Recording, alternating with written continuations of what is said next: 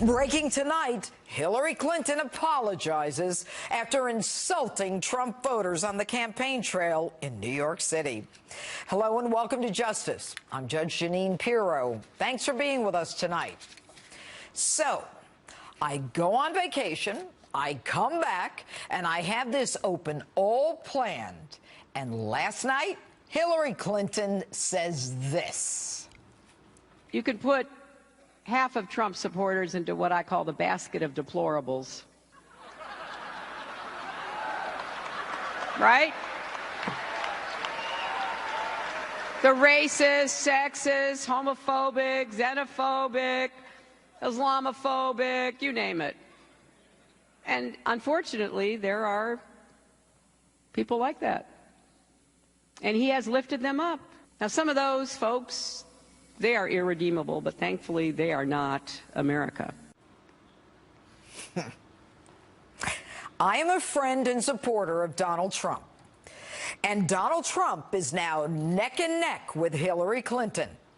So Hillary is basically calling a huge portion of America deplorable and irredeemable. Now, I don't consider myself deplorable.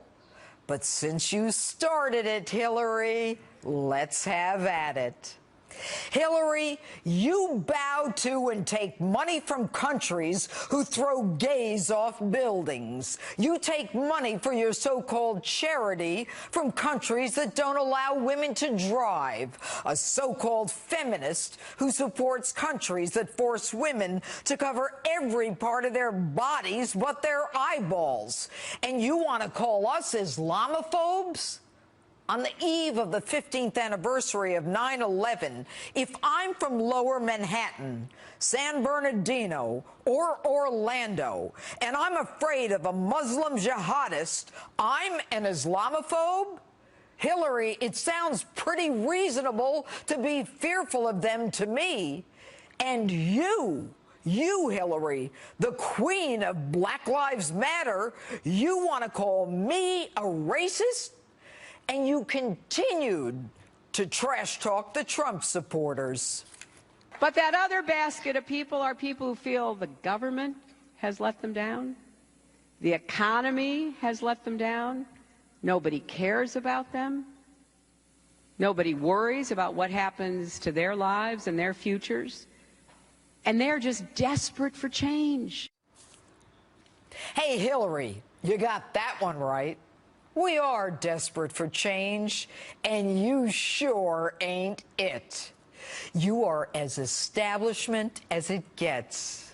And yes, we're fed up with your kind of government, where the Attorney General secretly meets with your husband while you're the target of an active criminal investigation with no less than 100 FBI agents, and you come out days later promising that you'll keep her on as Attorney General if you become president.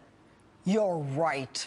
We're fed up with your kind of government where the destruction of subpoenaed evidence with hammers and bleach bit and delete buttons are tolerated, where you simply ignore subpoenas and you destroy federal documents, where the head of the FBI, when called upon to explain before Congress why you're not being charged with a myriad of federal felonies, is so outclassed and so outlawyered that a 5-year-old could write an indictment based upon federal crimes.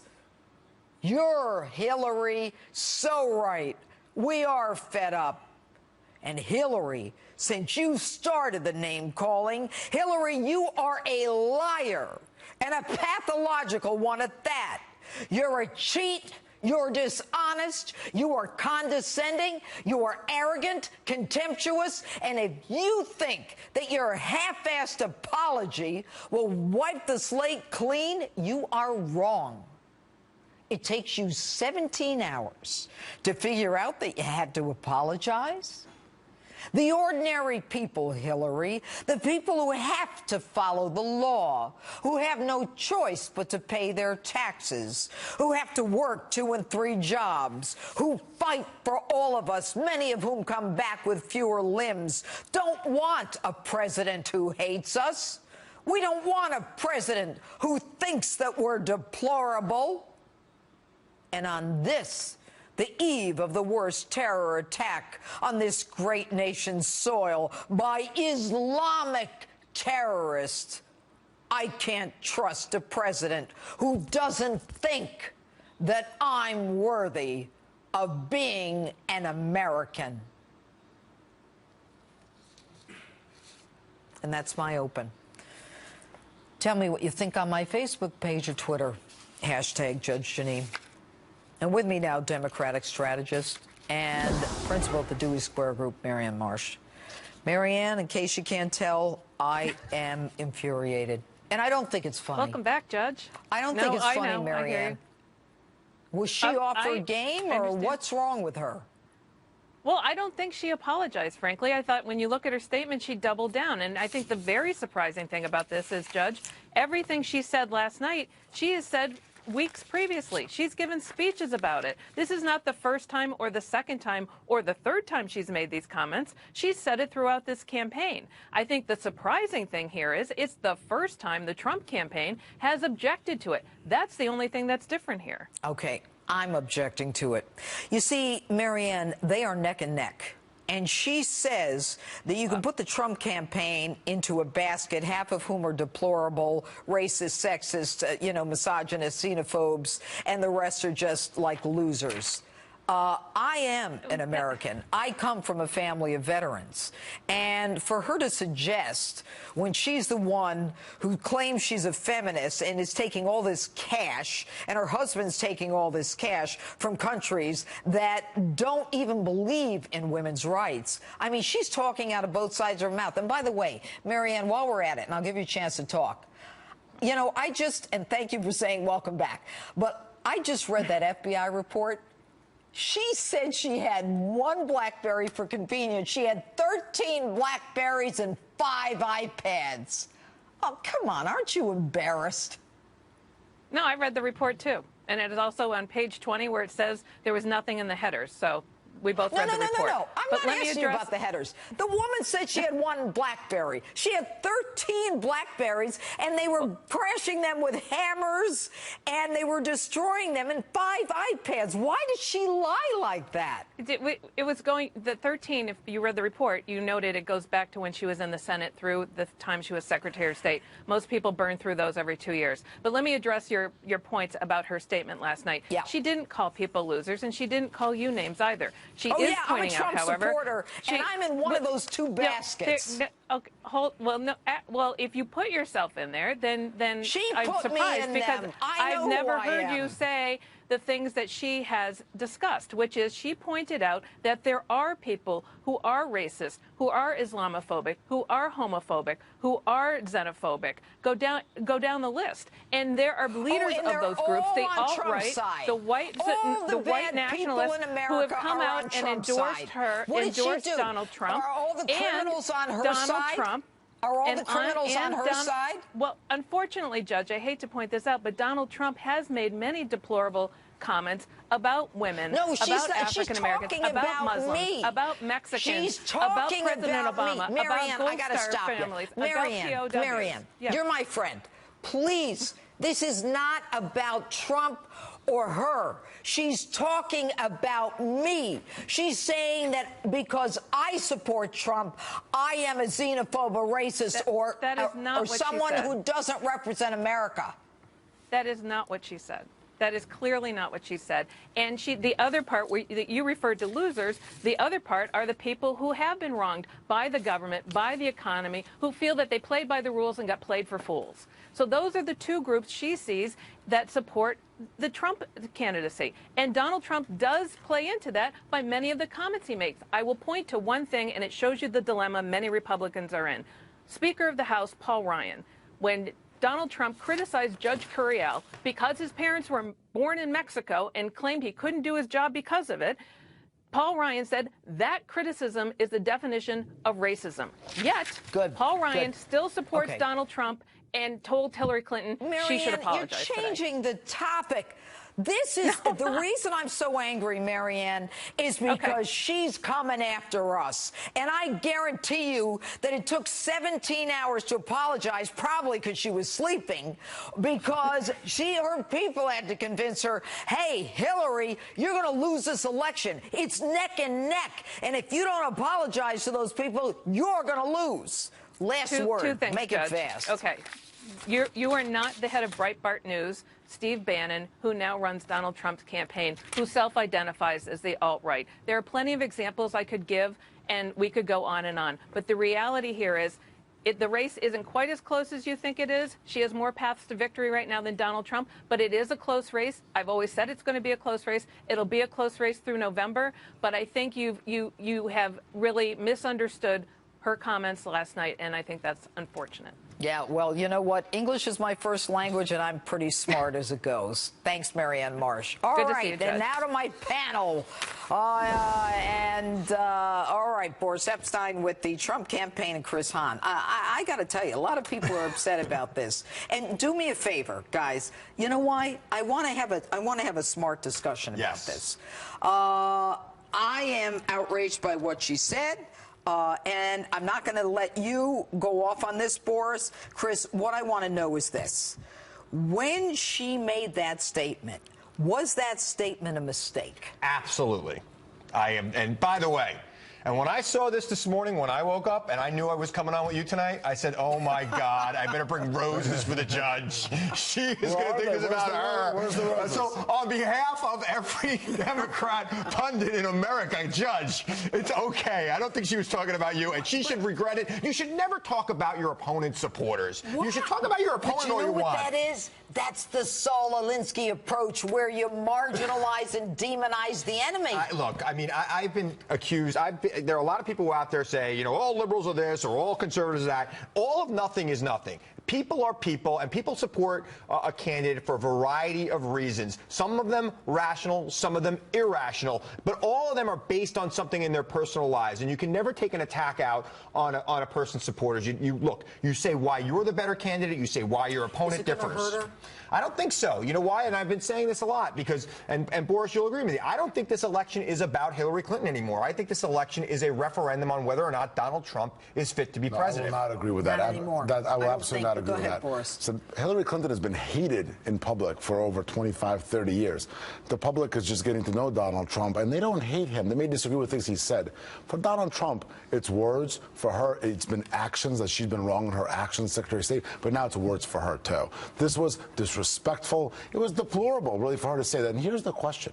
What else has she been saying in these fundraisers that we don't know about? You know this is how she truly feels. She's been hiding from the media for almost a year. What else has she said? What is truly in her mind? And now it's coming out. Okay, when you said that at the fundraisers, I had to reach out for some notes. Do you know, when you said that, I wanted to say, what else has she said, like, at some of these Wall Street events? Right. Like Goldman Sachs, when she gave these speeches. Did you know that this week Goldman Sachs put out a memo and said that no employees are allowed to give Donald Trump money?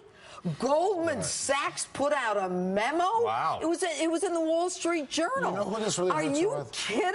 This really hurts her with the Bernie Sanders voters. That's where it hurts the most. The Bernie Sanders voters who are disenfranchised, they feel that they've been wronged by the establishment. And this sort of statement on Wall Street at Cipriani's, which is very nice, and listen, God bless. Great. She wants to sip champagne cocktails with Barbara Streisand, but that's not what the American people in Ohio, I mean, the Florida, Bernie let me Sanders finish. thing. Remember we just talked about I know, but you've got 2 Ohio, minutes now. Florida, and Pennsylvania, that's not what the voters want.